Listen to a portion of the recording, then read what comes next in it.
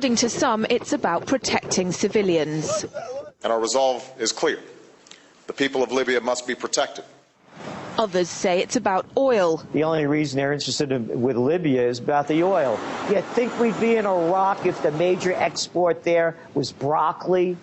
But some are convinced intervention in Libya is all about currency, specifically Gaddafi's plan to introduce the Gold Dinar, a single African currency made from gold, a true sharing of the wealth. It's one of these things that you have to plan almost in secret, because as soon as you say you're going to change over from the dollar to something else, you're going to be targeted. There were two conferences on this, one in '96 and another one in the year 2000, called the World Mataba Conference, organized by Gaddafi. And everybody was interested.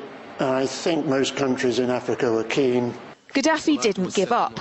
In the months leading up to the military intervention, he called on African and Muslim nations to join together to create this new currency that would rival the dollar and euro.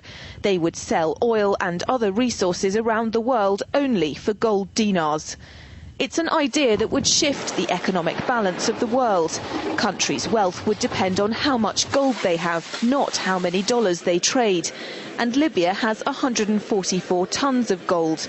The UK has double that, but 10 times the population. If Gaddafi had an intent to try to reprice his oil or whatever else the country was selling in the global markets and accept something else as a currency, or maybe launch a Gold Dinar currency, any move such as that would certainly not be welcomed by the power elite today who are responsible for controlling the world's central banks. So yes, that would certainly be something that would cause his immediate dismissal and the need for other reasons to be brought forth for removing him from power. It's happened before. In 2000, Saddam Hussein announced Iraqi oil would be traded in euros, not dollars. Sanctions and an invasion followed. Some say because the Americans were desperate to prevent OPEC from transferring oil trading in all its member countries to the euro. A gold dinar would have had serious consequences for the world financial system, but may also have empowered the people of Africa, something black activists say the US wants to avoid at all costs.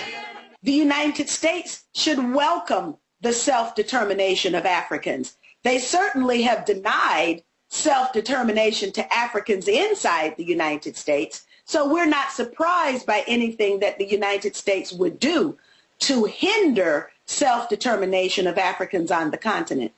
The UK's gold is kept here in a secure vault somewhere in the depths of the Bank of England. As in most developed countries, there's not enough to go around. But that's not the case in places like Libya and many of the Gulf states. A gold dinar would have given oil-rich African and Middle Eastern countries the power to turn around to their energy-hungry customers and say, sorry, the price has gone up and we want gold. Some say the US and its NATO allies literally couldn't afford to let that happen. Laura Emmett, RT, London.